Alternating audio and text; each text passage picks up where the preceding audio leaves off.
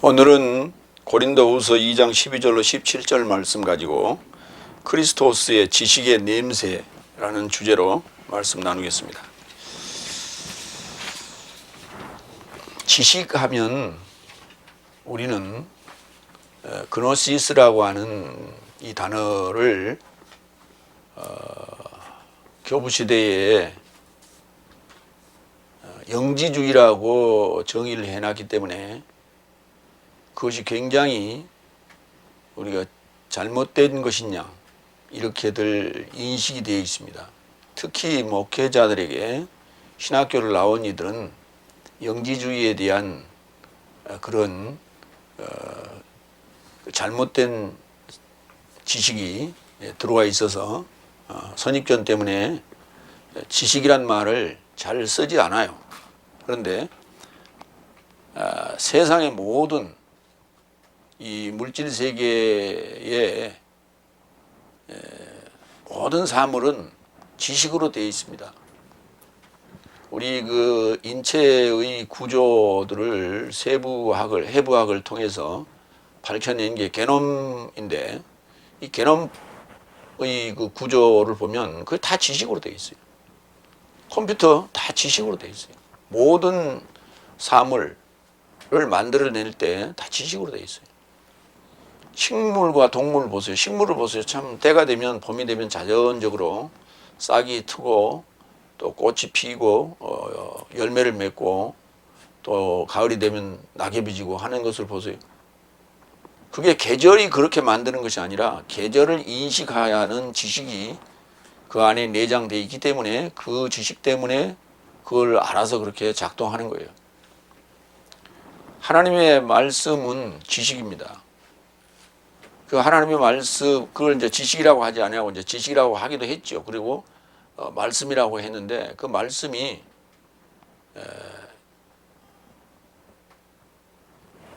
하나님의 형상을 만들어 가기 때문에 굉장히 중요한 지식이에요.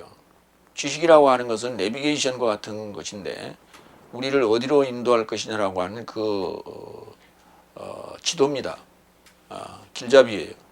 그래서 길잡이가 잘못되어 있다면 엉뚱한 데로 가겠죠. 그래서 우리가 속담에도 그런 말이 있잖아요. 길 가다가 삼천포로 빠진다. 제대로 가지 아니하고 곁길로 가는 그런 일이 벌어질 수 있다. 그래서 이제 오늘 우리가 찬송했듯이 좁은 문이 있고 넓은 문이 있는데 사람들은 넓은 문을 좋아하죠. 그래서 그 넓은 문을 통해서 갑니다. 그러나 우리가 가야 될 목표는 좁은 문이라는 거예요. 그 좁은 문을 많은 사람들이 찾고 있지만은 발견하지 못한다고 그랬어요. 찾지 못한다고 그랬어요. 발견하지 못한다, 만나지 못한다고 그랬어요. 그 문이 뭡니까? 그걸 이제 비유적으로 그렇게 써놨습니다만은 결국은 지식이에요. 그 지식의 입을 만나야 되는 거예요. 그 지식의 입을 지식의 문이라 이렇게 표현한 거예요. 그래서 그 지식을 말하는 그 입을 만나야만이 우리가 바른 길을 통해서 우리의 하나님이 원하는 목표 지점에 도달할 수 있다. 그게 성경의 기록의 목적이에요. 그러니까 우리가 그것을 잘 알아야 되는데 누리고 있는 사람은 그것을 인식하지 잘 못해요.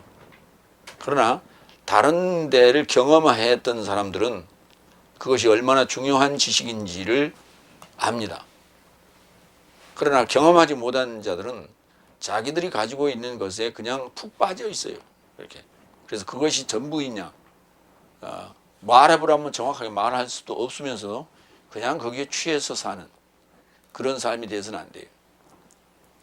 그러니까 그 목표점을 제대로 찾아가는 이에게는 성경대로 그 과정들이 일어나는데 그 중에 환난도 있고 그 다음에 위로의 과정도 있고 인내하는 과정도 있고 그렇다는 거예요. 그래서 그 과정을 우리가 제대로 지금 잘 인식을 해서 나에게 닥쳐오는 어느 상황이 어느 시점에 해당되는가를 우리가 인지할 수 있는 그것이 바로 우리가 예배 시간에 와서 설교를 듣는 이유입니다. 그리고 우리의 삶에 있어서 필요한 것들을 하나님께 우리가 고하고 그 문제를 해결받고자 하는 것은 그러한 사람들의 필요를 하나님께 요청하는 것이죠. 그것이 우리가 기도와 간구라고 합니다. 그래서 우리가 늘 힘들고 어려울 때 하나님께 기도하고 간구함으로 문제는 해결받고 그 다음에 우리가 가야 될 길은 성경이 말하는 그 좌표를 통해서 정확하게 가야 된다.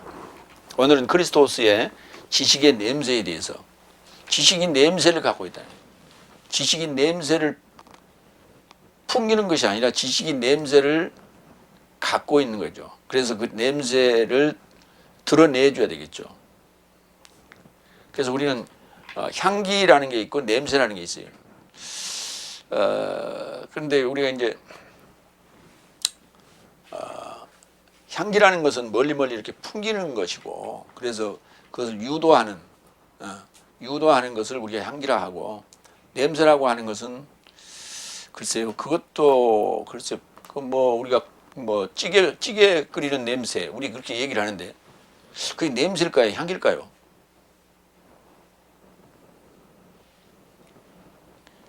결국은 그 지금 우리는 그렇게 이제 그걸 향기라고는 하지 않아요.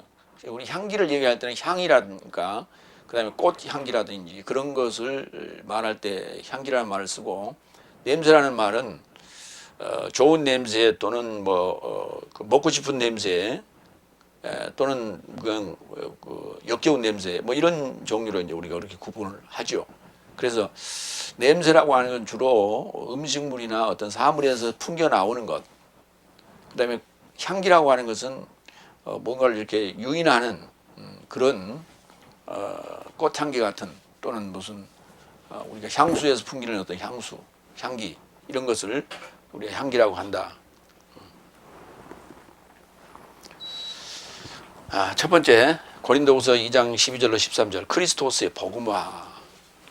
결국은 이제 그 복음화 하는 데 있어서 그 냄새가 필요하고 향기도 필요하다 하는 얘기로 우리가 볼 수가 있어요. 첫 번째 12절 그래서 내가 그리스도스의 복음화 하려고 트로아스에 이르고자 가니 주 안에서 내게도 문이 열려진 것이다. 내게도 문이 열렸다. 그러니까 바울로스의 입이 열려졌다. 복음의 입이 열려졌다. 복음의 입을 여는 거가 굉장히 어려운 거죠. 복음의 입이 열렸다. 그 말은 트로아스, 이제 우리 개혁성경에 드로아라고 돼 있고, 헬라어로는 본지명은 트로아스인데, 그게 이제 아시아에서 마게도냐를 건너가기 전에 있는 도시입니다. 거기에 이렇게 그 복음을 전하고자 하는 그러한 욕구가 일었다는 얘기죠. 그래서 지금 마게도냐에서 트로아스로 건너오게 된다는 얘기입니다. 그런데 거기 오자마자 이제 거기 복음을 전하고자 하는 그러한 마음의 문이 열렸다. 그래서 입이 열렸다. 이런 표현을 쓰는 거예요. 트로아스라고 하는 단어는 관통이라는 의미입니다. 그러니까 통과한다, 관통한다, 그런 의미예요. 이 지명은 신약 성경에서 6번 나오는데 트로아스 또는 드로아로 되어 있습니다. 알렉산드리아 지방의 드로아이며 달다넬레스에서 남쪽으로 2마일가량 떨어져 있으며 북서 소아시아의 드로아 고제, 우리가 그 고지라는 단어가 뭡니까? 그 항구들을 주로 곧 이렇게 표현해요. 드로아 고제에 있는 에게 연안의 주요 도시이자 항구로 아시아의 로마 속주에 속해 있다. 오늘날의 이름은 에스키스탄불이라고 한다. 거기를 그런 식으로 이해를 하시면 되겠습니다. 사도행전 16장 8절로 12절 볼까요? 지금 이제 12절에 오늘 본문 12절에서는 그러니까 복음화 하려고 트로아스에서 이 문이 열렸다 그랬어요. 그런데 이제 그 연장선에서 보겠습니다. 그래서 미시아를 지나 트로아스 이르고자 내려갔다. 그리고 환상이 밤으로 인하여 파울로스에게 보여졌는데 어떤 마게도니아인 장정이 있는데 서서 그를 예언하여 말한다. 마케도니아에 이르고자 건너와 내 삶에게 도우라. 그러자 그가 환상을 알아보았던 만큼 주께서 저 삶을 복음화하려고 내 삶을 호출하신 것으로 공증하고 곧장 마게도니아에 이르고자 나아가기를 찾았다. 그런즉 트로아스로부터 인도되어 사모트라케에 이르고자 직행하였다. 그래서 이튿날 네아폴리스에 이르고자 거기서 필리포이에 이르고자 그곳은 마케도니아 지방의 첫 성이요 식민지라. 그래서 이 성 안에서 내 삶이 투명한 며칠을 체류하고 있더라. 이거는 이제 2차 전도 여행 때 트로아스를 지나서 이제 마게도니아를 가게 되는 그 환상이에요. 그러니까 글쎄 거기를 마게도니아를 가려고 했던 건지는 잘 모르겠어요. 그런데 밤에 그 환상을 봤어요. 마게도니아에서 손짓한대. 이리 와라. 그런 손짓하는 그 환상을 보고 이제 건너가게 됐다는 얘기죠. 그런데 그곳이 어디냐? 바로 트로아스, 드로아라고 하는 곳이에요.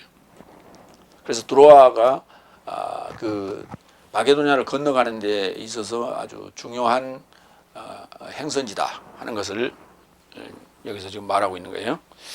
그 다음에 이제 복음화라고 하는 것, 성경에는 복음화라는 이렇게 라고 번역해 놓은 데는 한 군데도 없어요. 그런데 에이스 유앙겔리온이라는 단어가 바로 복음에 이르고자라는 복음에 이르고자라는 말이 복음화라는 말이에요. 그러니까 복음에 이르고자라는 것은 복음화하고자 하는 거예요. 근데 복음화라는 것은 아직 안 된 거죠. 근데 복음화라고 할 때 복음이 이루어진 것을 우리가 복음화라고 그러고 복음화하려고 한다고 하는 것은 이제 미래지향적인 거고 그렇습니다. 특히 이제 그 로마서 1장 1절에 파울로스의 고백에 이 복음화란 단어가 등장합니다. 로마서 1장 1절 다 같이 사도로 초청된 예수 그리스도스의 종 파울로스는 하나님의 복음에 이르고자 지명된 것이니. 공부를 잘하려면은 딱 준비하고 있다가 딱 읽으라면 그 시점에 딱 읽어야 돼. 먼 산 보고 있다가 이렇게 읽는데 찾고 있으면 그때는 이미 늦는 거예요. 그 공부 요령이에요, 그게.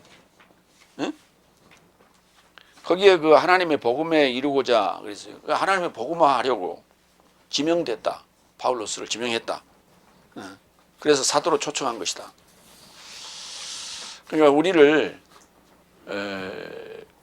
하나님의 자녀로 부르신 거가 바로 복음화 하려고 하는 거예요. 복음. 좋은 소식으로 만들어서 그 소식 덩어리. 그러니까 마게도냐 필리포스에서 고린도에 디모데를 보내서 그 자신이 편지이기도 하고 또 편지를 가지고 갔을 수도 있고 그래서 가다가 만약에 편지를 잊어버렸다면은 그 자신이 편지가 돼서 가서 파울로스가 원하는 것을 전해줘야 되잖아요. 그것을 우리가 편지라고 하는 거죠. 사도행전 20장 4절로 6절 봅니다. 연결되는 얘기예요. 드로아와 연결되는 얘기. 그리하여 베로이아인 필로스의 아들 소파트로스와 데살로니케 삼 아리스타르코스와 세쿤도스와 데르베인 가이오스 디모테오스 아시아인 티키코스 트로이모스가 그와 함께 아시아까지 동행하더라. 이 삶은 먼저 가서 트로아스 안에서 내 삶을 기다리더라. 그래서 내 삶은 무교절 날 삶을 결합하여 필리포스 삶으로부터 출항하여 5날까지 트로아스에 이르고자 저 삶을 향해 가서 거기서 7날을 체류하였다. 그러니까 이제 거기 4절에 언급된 그 사람들이 이제 먼저 빌립보에서 드로아로 건너갔고 그리고 그 무교절 날에 그 맞춰서 지금 빌립보에서 출항을 해서 5날 걸려서 드로아스에 도착을 했고 그리고 거기서 7날을 체류했다 이런 얘기예요. 그런가 하면 로마 감옥에 이제 파울로스가 잡혀서 그 사형을 앞두고 있는 그런 상황에서 디모데 후서에 그 디모데한테 편지를 보냅니다. 그때 또 이 드로아가 언급이 됩니다. 네가 오면서 내가 트로아스 아내 가보에게 맡겨둔 겉옷을 가지고 오고 특별히 양피지 정서도 가져오라. 딱 들고 준비하고 있어요. 그거 내려다보고 그러고 있지 말고. 그러니까 디모데한테 올 때 트로아스 디모데가 지금 에베소서에 있었죠. 에베소에 있었는데 올 때 드로아를 들려서 가보라는 사람에게 맡겨둔 겉옷이 있다. 그리고 양피지 증서, 성경도 있으니까 가지고 와라. 그래서 드로아를 경유해서 그러니까 드로아가 굉장히 뭐 여러 가지 측면에서 그 경유지로서 중요한 역할을 했던 것이다 하는 것을 알 수가 있어요. 계시록 3장 8절 문에 대해서 좀 볼까요? 문을 우리는 뒤란이라 그래요. 뒤란. 글쎄 이제 문이 그 문턱이 있냐 없냐 그렇게 자꾸 얘기를 하는데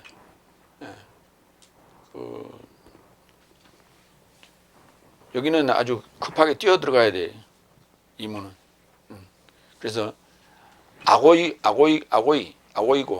열려진 문. 그래서 열려진 이 분사로 쓰니까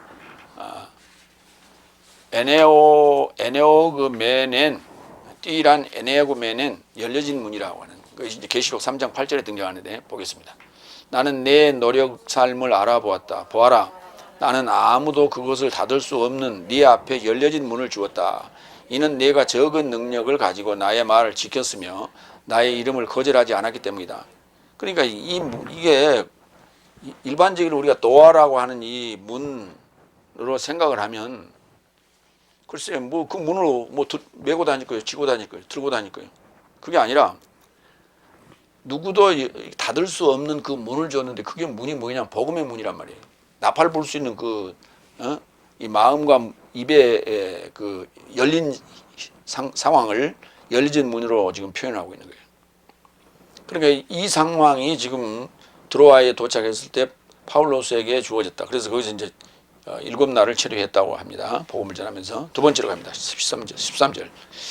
나의 형제 티토스를 만나지 못해 나의 영으로 편안함을 갖지 못한 것이니 오히려 저 삶과 작별하고 마케도니아에 이루고자 나섰다. 그 빌립보에서 여기 디도라고 하는 그 제자 티토스를 고린도로 보냈던 것이죠. 그런데 이제 빨리 안 와서 미리 이제 그 드로아로 출발을 했다 하는 얘기가 되겠죠. 그러니까 그런데 이제 거기에 드로아에 갔을 때도 이제 아직 만나지 못했다는 얘기가 나오는데요. 고린도후서 7장 5절로 7절을 좀 볼까요? 그래서 마음이 좀 여간 편하지 않았다 그런 얘기예요. 내 삶이 마게도니아에 이르렀어도 내 삶의 육체가 아무런 쉼을 갖지 못하고 오히려 모든 것 안에서 환난을 받았으니 밖으로는 다툼이요 안으로는 두려움이다. 그러나 겸손한 삶을 위로하시는 하나님의 디도의 임재 안에서 엄으로 말미암아 그 말이에요. 디도의 임재 안에서 내 삶을 위로하셨으니 그의 임재 안에서뿐만 아니라 오히려 그의 그 위로 안에서 네 삶에게 위로받았으니 나의 초월하는 네 삶의 사모함과 네 삶의 애국함과 네 삶의 열심을 내 삶에게 홍보한 것 같이 나를 더욱 기쁘게 한 것이다. 그러니까 디도가 그 고린도의 소식을 가지고 왔을 때 정말 위로를 받았다는 거예요. 그러니까 지금 3차 전도 여행을 이제 마무리하고 예루살렘으로 돌아가는 그런 입장, 그렇게 정해진 입장에서 파울로스의 그 마음 상태가 굉장히 허전함을 지금 느끼고 있고 외로움을 느끼고 있는 그런 상황으로 지금 우리가 이해할 수 있어요. 그래서 고린도에 보냈던 디도가 빨리 왔으면 좋았을 텐데 여기 지금 7장에서야 이제 도착을 하게 되는 것이죠. 디도서 1장 4절로 6절을 볼까요? 그러니까 디도한테도 편지를 보냈어요. 그러니까 굉장히 중요한 인물이 바로 디도였습니다. 보통 믿음을 가진 친자식 디도에게 보통 믿음을 줬는 친자식 디도에게 친자식처럼 여겼다는 거예요. 디도를. 그런데 그 믿음이 보통 믿음이에요. 일반적인 그냥 보통 닷새 날의 믿음을 가지고 있어요. 하나님 아버지와 내 삶의 구세주이신 주 예수 그리스도로부터 은혜와 긍휼과 평화라. 내가 너를 그레데 안에 남겨둔 이유는 부족한 삶을 바로잡고 내가 네게 분부한 대로 동네마다 장로된 삶을 세우게 하려 함이니 누구나 흠이 없고 한 여자의 남자며 믿는 자식 삶을 가졌으며 방탕이나 불복종의 비난이 없어야 한다. 장로가 되는 조건을 거기다 설명을 했어요. 그런데 그것을 디도한테 맡겨놓을 정도였다는 거예요. 그 그레데 섬에 디도에게 이런 일을 맡겼다 하는 거예요. 그 다음에 디모데후서 4장 10절 한번 볼까요? 그 디모데한테 아까 편지를 해서 불렀죠. 아까 디모데후서 4장 13절에 이제 4장 10절을 좀 보겠습니다. 4장 10절에 4장 13절에서는 이제 디모데에게 올 때 가져올 물건들을 이제 열거를 했는데 그 앞에 10절에서는 이런 얘기를 했어요.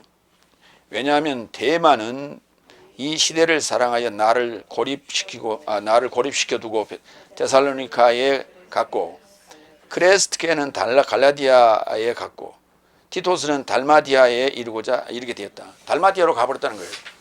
그러니까 그 믿음이 그렇게 썩 좋지는 않았어요. 자, 달마디아를 좀 설명을 해볼게요. 달마디아는 신약 성경에 한 번 디모데 4장 10절에 나옵니다. 그런데 디도는 달마디아로 갔다 이렇게 돼 있죠. 그 달마디아라는 뜻은 꺼진 등이다 라는 뜻이에요. 그쪽은 별로 그렇게 썩 좋지 않은 곳인데 그러니까 그리스도스의 복음이 없는 곳이에요. 거기는 전해지지 않았던 곳이죠. 그래서 꺼진 등 이런 표현을 썼어요. 아드리아 해의 동부 해안 지방의 지역이요. 지금은 크로아티아 해안의 대부분을 차지한다. 크로아티아가 이탈리아하고 마주보고 있어요. 그 아드리아 해가 뭐냐면 그 크로아티아하고 그 다음에 그 이탈리아하고 마주보고 있는 그 해협을 아드리아 해라고 그러는데 그 이탈리아 건너편에 달마디아 해안이 있어요. 그 달마디아 해안을 끼고 길쭉하게 있다가 이렇게 육지로 이렇게 꺾어 들어갔어요. 그러니까 기역자 거꾸로 되어 있는 형태로 그 크로아티아가 지역이 그렇습니다. 그래서 크로아티아가 보면은 주로 산지가 많아요. 해안도 좀 일부 있습니다만 산지가 많아서 그 성들이 좀 아직도 지금 남아 있고 옛날 그 고대 성들이 있는 그런 좀 보수적인 어떤 지역이에요. 그래서 좀 어떻게 보면 좀 답답한 지역으로 달마디아로 지금 도망가 버렸어요. 이제 그러니까 디도가 그럴 정도의 믿음을 가지고 있어. 그렇기 때문에 디도에게 아까 보통 믿음을 줬는 친자식 디도다 이런 표현을 썼어요. 그래서 지금 누구도 지금 나를 위해서 지금 심부름 해줄 사람은 누가는 내 옆에 지금 나를 지금 도와주고 있고 디모데가 내 심부름을 좀 해야 되겠다. 그래서 이제 그 디모데후서가 옥중서신입니다. 그러니까 에베소, 빌립보서, 골로새서, 빌레몬서, 그 다음에 디모데후서. 그래서 4개의 서신이 옥중서신이라고 합니다. 그래서 이제 디모데후서는 제일 마지막에 그 순교를 앞두고 로마 오게에서 쓴 게 디모데후서다. 그렇게 보시면 되겠습니다. 두 번째, 고린도후서 2장 14절로 16절. 그리스도스의 지식의 냄새, 그리스도스의 향기, 생명의 냄새, 같은 얘기다. 그러니까 냄새라는 게 결국은 냄새나 향기나 사실은 같은 거예요. 왜냐하면 코로 그걸 느끼거든요. 근데 음식을 얘기할 때는 냄새라고 그러고 이렇게 단순히 맡기만을 하는 것은 이제 향기라 이렇게 표현을 했어요. 그러니까 찌개 냄새도 사실 향기는 향기예요. 그게 구수한 향기죠. 먹고 싶은 향기예요. 어떻게 보면. 근데 단어는 지금 냄새라는 단어와 향기라는 단어 틀리듯이 헬라어도 마찬가지로 단어가 달라요. 세 번째 14절. 그러나 그리스도스 안에서 내 삶으로 항상 성령가를 부르게 하시는 자와 모든 것 안에서 내 삶으로 인하여 그리스도스의 지식의 냄새를 드러내시는 하나님에게 은혜다 그랬어요. 그러니까 복음을 전하는 데 가서 복음화를 했다고 하는 것은 뭐냐면 정복한 거예요. 정복을 한 거예요. 뭐를? 사탄 마귀를 무너뜨린 거예요. 정복한 거예요. 그러니까 사탄 마귀 귀신이 다 이렇게 굴복한 거예요. 그런 그 상황을 우리가 성전가를 불렀다 이런 표현을 쓰고요. 그 다음에 이제 그걸 그 정복하는 데는 반드시 그리스도스의 지식의 냄새를 풍겼고 냄새가 드러나게 했고 그리스도의 향기가 주어진 것이죠. 그러니까 그리스도스의 지식의 냄새라는 것이 무엇이냐라고 하는 것은 이제 그 다음 절에 설명을 합니다. 이제 먼저 성전가를 부른다라고 하는 부분을 좀 보겠습니다. 골로새서 2장 15절. 잘 쓰지 않은 한 두 군데가 쓰였어요. 그가 우두머리 삶과 권세 삶을 벗기시어 솔직함 안에서 보여 주셨고 그리스도스 안에서 저 삶에게 성전가를 부르게 했다. 그러니까 권세 삶을 벗겨버렸죠. 우두머리 삶과 권세 삶을 벗겨버려서 그래서 솔직함을 드러나게 했죠. 솔직함 안에서 보여주었다. 그러니까 뭐 억압이나 뭐 권모 술수를 통해서 상대를 이렇게 제압하거나 굴복시키는 게 아니고 솔직한 것이다. 복음이라고 하는 건 다른 거 아니에요. 솔직한 거예요. 거짓말로 상대를 속여서 믿게 했다. 그거 별로 좋은 게 아니고 그거 올바른 게 아니에요. 그건 복음이 아니에요. 반드시 복음은 솔직해야 돼요. 그래서 그 솔직함으로 성전가를 부르겠다. 들고 있어. 두 손. 에베소 5장 1절로 2절. 냄새에 대해서 좀 볼까요? 그런즉 네 삶은 사랑스러운 자식같이 하나님의 모방자가 되어라. 또한 그리스도께서 네 삶을 사랑하여 내 삶에서 초월하시려고 자신을 하나님에게 좋은 냄새의 향기에 이르고자 봉헌 제물로 넘겨주신 것 같이 네 삶도 사랑 안에서 활보하라. 그러니까 하나님에게 좋은 냄새의 향기에 이르고자. 그러니까 좋은 냄새를 풍기는 걸 향기라고 그러는 거예요. 좋은 냄새를 풍기는 거예요. 좋은 냄새를 풍겨야 되는데 쾌쾌한 냄새를 풍기면 안 되겠죠. 그러니까 이거 보세요. 이 몸의 냄새를 상대에게 이렇게 풍기기 위해서 옷을 이렇게 제치고 이렇게 바람을 일으면 이게 뭡니까? 내 몸의 냄새의 향기죠. 이게. 근데 그 미국 사람들이 하는 얘기가 그래요. 한국 사람들은 냄새가 잘 안 난다는 거예요. 근데 중국 사람들은 냄새가 많이 난다는 거예요. 근데 그 냄새가 나는 원인을 알았다는 거예요. 그 원인이 뭘까? 그랬더니 우리는 이제 옛날에 듣기는 먹는 음식 때문에 이제 나는 냄새다고 그렇게 생각을 했어요. 그래서 한국 사람도 마늘을 좋아하고 뭐 된장을 좋아하고 또 김치를 좋아하기 때문에 그런 냄새가 난다. 마늘 같은 냄새가 난다. 이렇게 이제 얘기를 했는데 한국 사람들이 냄새 잘 안 난다는 거예요. 그 원인이 뭔가 그랬더니 한국 사람들은 목욕탕 가면은 때를 막 민다는 거예요. 응? 때를 민다. 자, 그래서 냄새가 안 난가 보다. 근데 중국 사람들은 그렇지 않다는 거예요. 지저분하고. 근데 그 미국 사람들은 이제 피부가 하얗잖아요. 그래서 우리는 날마다 그냥 샤워를 하기 때문에 저 때가 안 나올 것이다.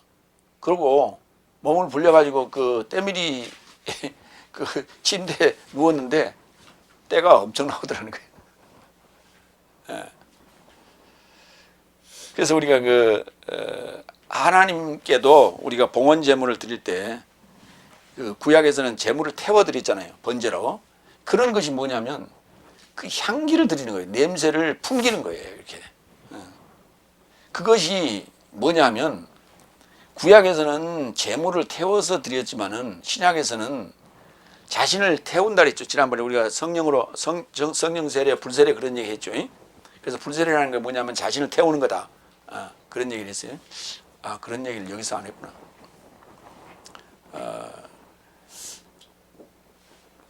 그 윤신혜가 불렀던 노래 중에 불꽃을 태우리라 이런 게 있죠. 응? 열애. 그 열애라는 게 글쎄 그 이제 해석하기 나름이에요. 기독교적인 마인드로 보면은 복음을 전하는 자의 마인드예요. 그러나 사랑을 하는 육체적 사랑을 하는 입장에서는 연인의 마인드인데 그걸 이제 그리스도인의 마인드로 보면 불꽃을 태우는 거예요. 마지막 불꽃을. 그럼 불꽃을 태우면 뭐예요?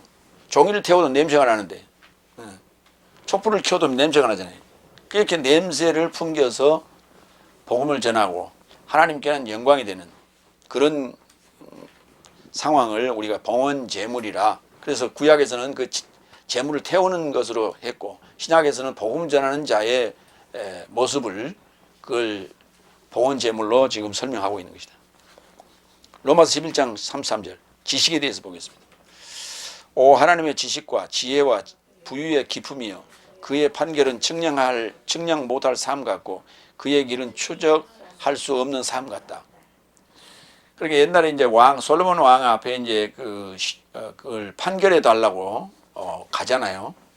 뭐 때문에? 지식과 지혜가 있기 때문에 가는 거예요.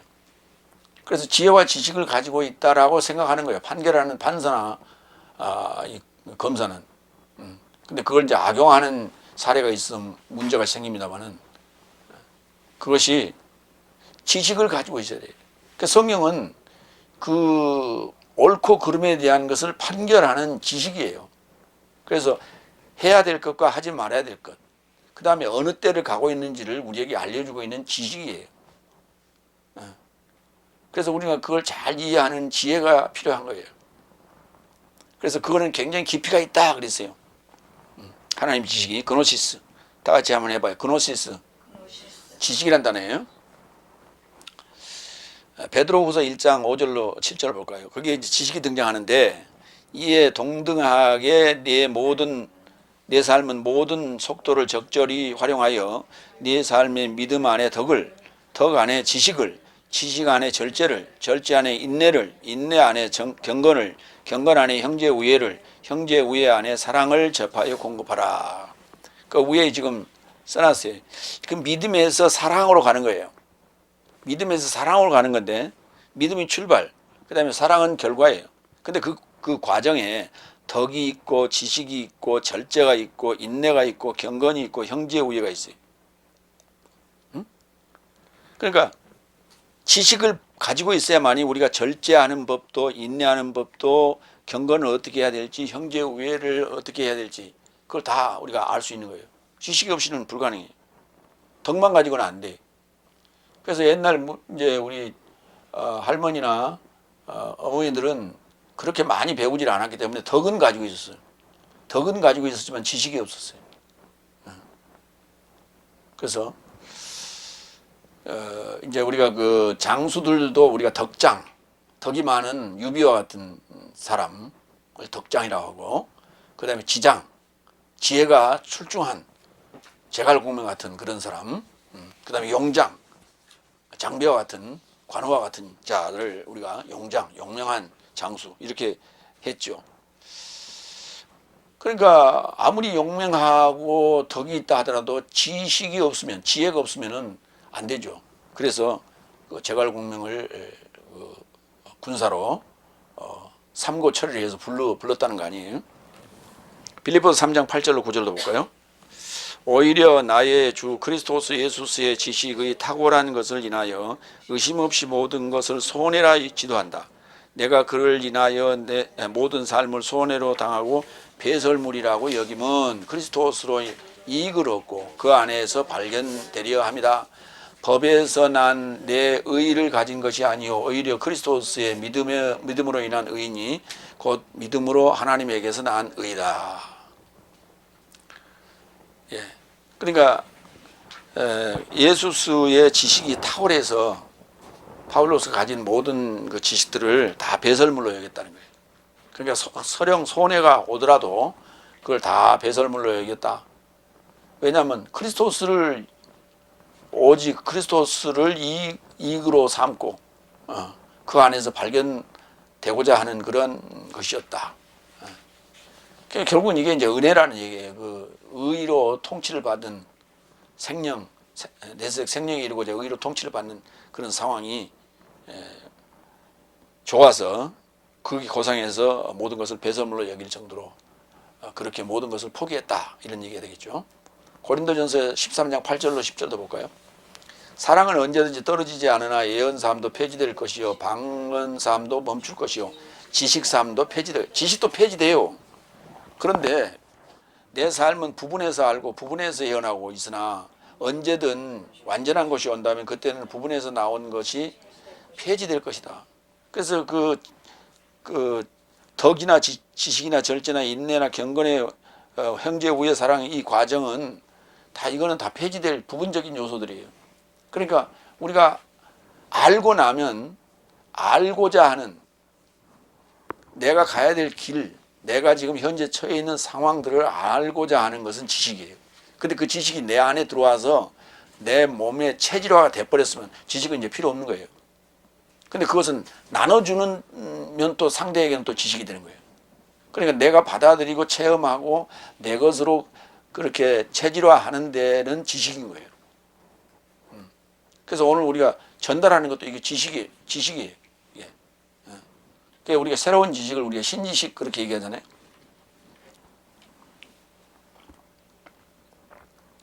그런데 기독교의 지금 사상은 이게 신지식이에요. 그런데 그걸 번역을 이상하게 해버렸단 말이에요. 잘못했단 말이에요. 그거는 바로 구지식에 준한 그런 선입견을 가지고 번역을 해다 보니까 이게 구지식이 돼버렸고, 지금 우리가 전하는 건 신지식이 되는 거예요. 왜? 원전을 제대로 번역을 해서 전하기 때문에 그게 신지식이 되고 말았어요. 원래 성경은 신지식이에요. 세상에는 없는 지식이에요. 근데 세상 지식하고 그걸 짬뽕을 시켜버렸어요. 그게 이제 다섯째 날 우리 현실이다. 네 번째 15절.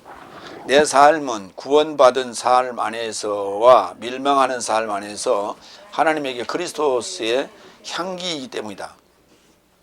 그러니까 냄새나 향기나 같은 개념이에요. 그러니까 냄새가 나는데 끓이면 냄새가 나죠. 당연히 끓이면 냄새가 나요. 김치 뚜껑 열면 냄새가 나요. 근데 그것을 퍼뜨리는 것은 향기란 말이에요. 그러니까 우리 집에 나는 냄새를 옆집이나 지나가는 길손에게 알리기 위해서 문을 열어놓고 선풍기를 붙여야죠. 그래서 널리 확성기를 이렇게 가지고 선포를 해야죠. 그것을 우리는 향기라고 그런단 말이에요. 그러니까 어느 집에서 밥이 끓고 있는데 문을 딱 닫아놓으면 냄새 안 나요. 밖에서 그 향을 느낄 수가 없어요. 그러나 문을 열어놓고 선풍기를 틀면 지나가는 길손이 그 냄새를 맡은다니까. 그것은 바로 향기가 와서 전해줬기 때문에. 그래서 냄새와 향기는 뗄 수 없는 관계다. 그러니까 우리 수령에서 건진 자 이런 말 하죠. 그게 멸망이죠. 멸망에서 건진 거예요. 우리가 그걸 구원이라 그래요. 그러면 내가 멸망에서 건짐을 받았으면 뭐예요? 그리스도스로 인한 것이기 때문에 그리스도스의 향기가 나야 되겠죠. 그것은 바로 복음 전하는 거예요. 우리가 구원 얻었으면 복음 전하는 거예요. 학교 가서도 복음 전하고 친구에게도 이웃에게도 복음 전하는 거예요. 그걸 말고 우리가 그리스도스의 향기, 유오디아, 다 같이 유오디아, 유오디아, 좋은 그 향기라고. 빌립보서 4장 18절 볼까요? 나는 모든 삶을 전부 받았으니 또한 풍부하도다. 네 삶에게서 전해진 삶을 내가 에바브로디도 편에 받아서 충만하게 되었으니 좋은 향의 냄새요 받을 만한 재물이다. 하나님에게 기쁘게 할 일이다. 누가요? 네 삶에 의해서 전해 받은 것이, 그 전해 받은 소식이 내에게는 향기로운 냄새라니까. 그 냄새, 거기서 냄새를 나는데 나한테 전해준 건 향기로 전해준 거예요. 예. 그래서 내가 그것을, 나는 그 향기를 받았다. 뭘로? 제물로. 하나님의 기쁘게 할 일이다. 그러니까 지금 일본에서 나한테 선교원금이 간혹 오잖아요. 그런 것도 일종의 그 좋은 향이죠. 그 마음에서 우러나지 않으면 그 힘든 거예요. 그러니까 좋은 향의 냄새다. 그렇게 우리 이해를 하고 감사해야 되겠죠. 다섯 번째, 16절. 어떤 삶에게는 실로 사망에 이르고자 사망의 냄새이니 어떤 삶에게는 생명에 이르고자 생명의 냄새이다. 그러면 누가 이런 삶을 향해 적당하겠는가? 자문해 봐라. 이런 얘기죠. 나는 사망의 냄새가 나느냐, 나는 생명의 냄새가 나느냐, 그런 얘기예요. 그러니까 이 냄새가 나는 것은 그건 뭐 그냥 풍기는 거니까 자연스럽게 불타면 나오게 돼 있어요. 끓이면 냄새가 나게 돼 있어요. 그러니까 향기는, 꽃향기를 예를 보세요. 바람이 불어야 우리한테 오잖아요. 향기가 오잖아요. 바람이 불어야 꽃향기가 와요. 그런데 냄새는 그 자체는 소몰소몰 이렇게 올라오죠. 거기도 마찬가지 그 향기라고 하는 이 바람을 이룬 그런 역할이 함께 있어줘야 되겠죠. 예. 그래서 사망의 냄새를 풍기는 사람도 있고 생명의 냄새를 풍기는 사람도 있다. 그럼 결국은 뭐냐? 말이죠. 말이 뭐예요? 지식이죠. 그럼 이 내가 평상시에 하는 말이나 누구한테 전하는 말이 사망을 가져다 주는 것이면 사망의 냄새고 향기가 날 것이고, 그 다음에 생명에 관한 얘기를 한다면, 그런 지식을 준다면 그 생명의 냄새, 생명의 향기가 나겠죠. 그런 얘기예요. 자, 생명에 이르는 좁은 문이라고 있는데 마태복음 7장 13절로 14절 한번 읽어볼까요? 좁은 문으로 인하여 들어가라. 이는 멸망이 이르고자 인도하는 문은 넓고 길은 광활하며 그것으로 인하여 들어가는 사람이 많다. 거기는 이제 뭡니까? 사망의 냄새를 풍기는 것이겠죠. 그러니까 글쎄, 실제로 사망의 냄새는 이게 쾌쾌하죠. 근데 그걸 따라가질 않는단 말이에요. 그런데 그거를 포장해 놓고 거기다 향수를 뿌려 놓으니까 그게 좋은 냄새가 나는가 보다. 그쪽으로 몰려갔다는 얘기예요. 그게 사람들이 많이 찾아오기 때문에 문이 넓다는 그런 표현을 한 거예요. 이는 멸망에 이르고자 인도하는 문은 넓고 길은 광활하다. 그것으로 인하여 들어가는 삶은 많다 그랬어요. 이는 생명에 이르고자 인도하는 문은 좁고 길은 압박받으니 그것을 발견하는 삶은 적다. 그래서 좁은 문은 생명의 냄새가 나는 것이고, 그 다음에 넓은 문은 사망의 냄새가 나는 것이에요. 근데 그쪽에 사망의 냄새가 나는 곳은 길이 넓어가지고 사람들이 우르르 다 몰려간다는 거예요. 그러니까 우리가 현상적으로 적용하면은 그 교회에 사람들이 얼마나 많이 모이느냐. 야, 거기 뭔가 그래도 있으니까 그래도 사람들이 모이겠지. 이 사람들은 보편적으로 그렇게 생각하죠. 뭐 있죠. 있기는 있어. 근데 있기는 있는 게 그게 뭐냐? 사망의 냄새라는 거예요. 그것은 솔직한 게 아니라는 거예요. 뭔가 이렇게 가려져 있다는 거예요. 솔직한 것은 다 오픈되어 있다는 거예요. 그러니까 생명의 냄새는 오픈되어 있는 거예요. 근데 그게 순수한 거예요. 그 자체로 순수해. 근데 사망의 냄새가 나는 것은 뭔가 가려지는 거예요. 그 나쁜 냄새를, 악한 냄새를, 더러운 냄새를 가리기 위해서 뭔가를 이렇게 포장한 거예요. 이렇게. 그래서 순수하지 않아요. 그래서 사람들은 그걸 좋아하라고 그래요. 마태복음 19장 17절. 그러자 예수께서 그에게 언급하셨다. 어찌 나를 선하다 말하느냐? 하나님 한 분 말고는 선한 이가 하나도 없다. 그러나 네가 생명에 이르고자 들어가려기를 원하거든 계명삶을 지키라. 답이 딱 나와 있어요. 계명삶을 지키라. 그러면 우리가 계명하면 십계명을 떠올리게 되는데, 십계명 그건 뭐냐? 사망의 법이에요. 나를 죽이는 법이에요. 나를 죄인이라고 일컬어 주는 법이에요. 그러니까 그 법에 정확하게 우리가 저촉을 받아야 돼. 그래야만이 죄의 법으로부터 왔구나. 그러니까 죄의 법으로부터 왔으니까 죄의 법과 사망의 법을 벗어나야 되겠다. 그럼 뭘로 가지고 벗어나느냐? 생명의 성령의 법으로 벗어난다 하는 얘기가 로마서 8장 1절 이하에 써 있다 이 말이에요. 그게 뭐냐면 지식이에요. 그 지식이 없이는 불가능하단 말이에요. 예. 지금 사망의 율법이나 계명을 사망의 법으로 알고 있는 사람도 없어요. 많지 않아요. 그게 사망의 법이라고 알고 있는 사람이 많지 않아. 그럼 그 전에 있던 법은 죄의 법이라는 것을 아는 사람이 얼마나 있냐? 몰라요. 그 죄의 법과 사망의 법이 같대요. 그래서 그걸 두 법을 따로 보는 것이 아니라 하나의 법으로 보는 이런 어리석은 성경 해석가들이 대부분이에요 지금. 그 죄와 사망의 법이 뭐냐? 율법이래. 그래서 율법을 폐해야 된다는 거예요. 이건 말도 안 되는 소리들 하고 있어요. 그러니까 성경을 이해하는 차원이 너무 원시적이고 너무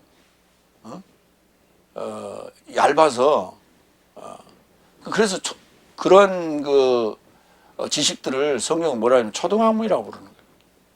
초등학문. 그러니까 초등학문도 다 불에 타 없어진다 그랬어요. 그러니까 다섯째 날 그런 어리석은 지식들은 다 불에 타 없어지는 거예요. 올바른 지식도 폐지될 거예요. 근데 그런 어리석은 지식들은 그건 다 불에 타버리는 거예요. 요한복음 1장 1절 4절. 시작 안에 말씀이 있었으니 말씀은 하나님을 향하여 있더라. 그리고 말씀이 하나님이시더라. 이것이 시작 안에 하나님을 향하여 있더라. 모든 삶이 그로 인하여 발생하였으며 발생하는 것이 그가 없이는 하나도 발생하지 않았다. 그 안에는 생명이 있었으며 생명은 사람 삶의 빛이더라. 말씀이 이제 완성이 되면, 미완성에서 완성이 되면 하나님이 되는데 그 안에 뭐가 있냐? 생명이 있었어요. 생명이 있었어요. 그래서 생명의 냄새를 풍기게 되는 거예요. 그러니까 하나님이 된 자는 생명의 냄새를 풍겨야 돼요. 그러니까 생명이 뭐냐? 생명의 냄새가 뭐냐? 사람들의 빛이라 사람들이 내놓는 거예요. 사람들이 전하는 거예요. 복음 전하는 거예요. 그걸 빛이다 이렇게 했어요. 너희는 세상의 빛이요 너희는 땅의 소금이다 이렇게 표현했죠. 그러니까 세상의 빛이라는 게 그게 뭐냐? 세상을 밝게 만들어야 되는데 뭘로 가지고 밝게 만들 것이냐? 지식으로 하는 거예요. 일반적인 이 보이는 3차원의 세계에서도, 현상 세계에서도 지식으로 가지고 하는 거예요. 지식이 없으면은 아무 의미가 없어. 지식이 없으면 뭐라고 불러요? 이 무식한 놈아 그러잖아요. 응? 무식한. 지식이 없으면 무식하다고 불러요. 거기다 놈자를 붙여요. 요한일서 1장 1절로 2절을 볼까요? 그러니까 요한일서 1장은 요한복음의 보충서다 이렇게 보시면 돼요. 시작부터 미완료로 계시는 생명의 말씀에 관하여 내 삶은 들은 것이요 내 삶의 눈으로 본 것이요 내 삶이 주목하고 내 삶이 손이 만졌다. 생명도 드러났고 내 삶도 본 것이니 증언하며 세세적 생명을 내 삶에게 알린다. 그렇죠. 그게 바로 내세적 생명을 내 삶에게 알리는 게 지식이고 빛이란 말이에요. 그는 아버지를 향하여 미완료로 계시다가 내 삶에게 드러났다.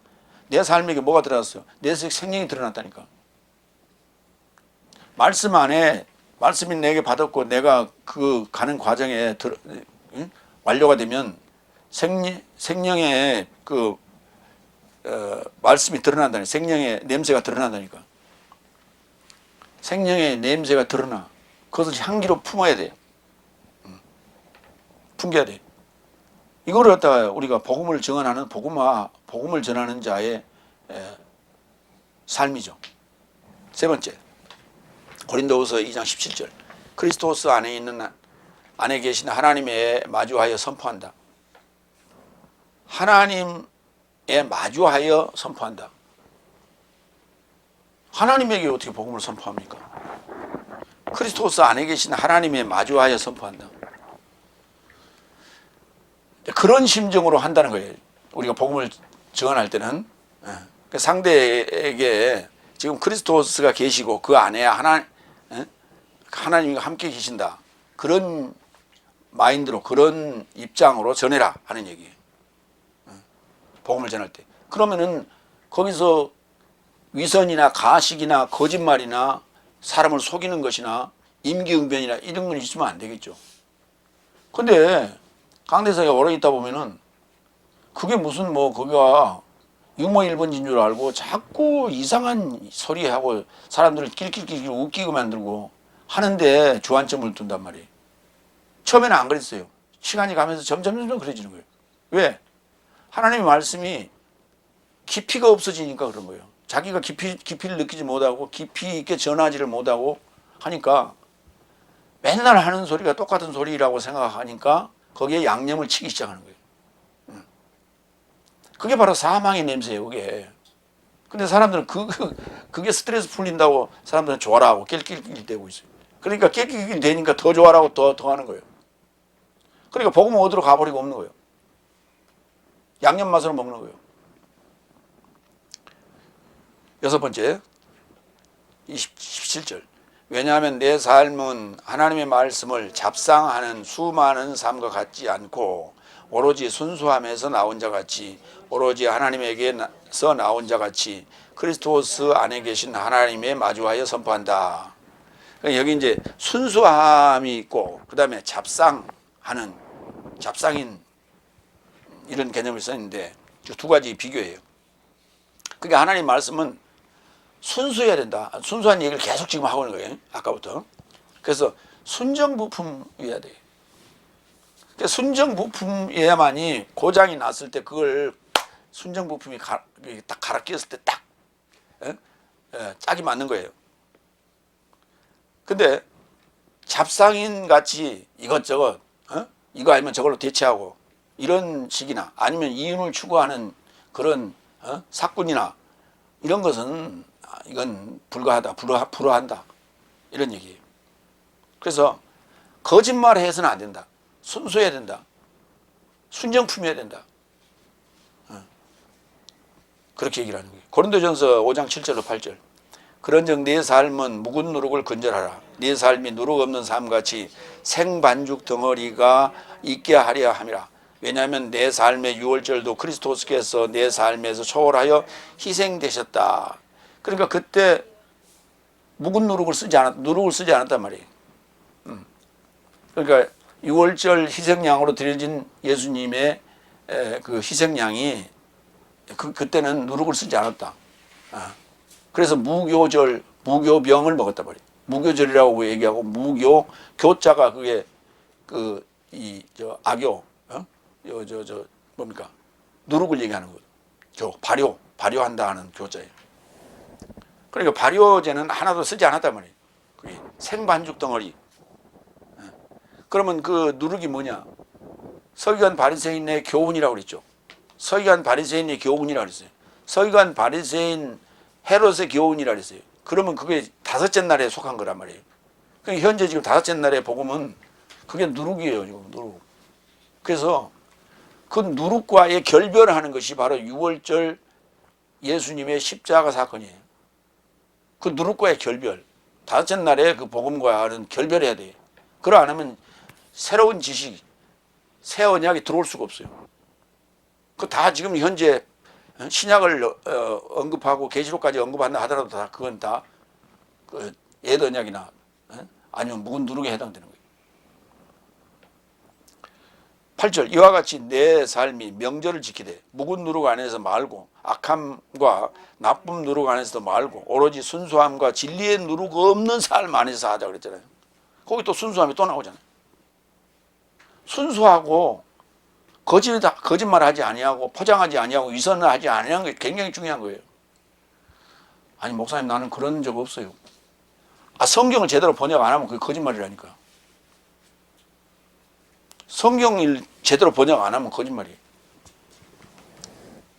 고린도후서 1장 12절 내 삶의 자랑이 이것이니 내 삶의 공공의식의 증명이다. 바로 공공의식, 이게 지금 누구나 인정할 수 있는, 공감할 수 있는 거예요. 세상 안에 있는 내 삶을 향하여 더욱더 하나님의 성실과 순수함 안에서, 여기 또 순수함이 또 나오잖아요. 육적 지혜 안에서가 아닌 오직 하나님의 은혜 안에서 되돌이킨다. 하나님의 의만이 우리를 굴복시킬 수 있고 정복할 수 있는 거예요. 그래서 내적 생명이 이르게 하는 거예요.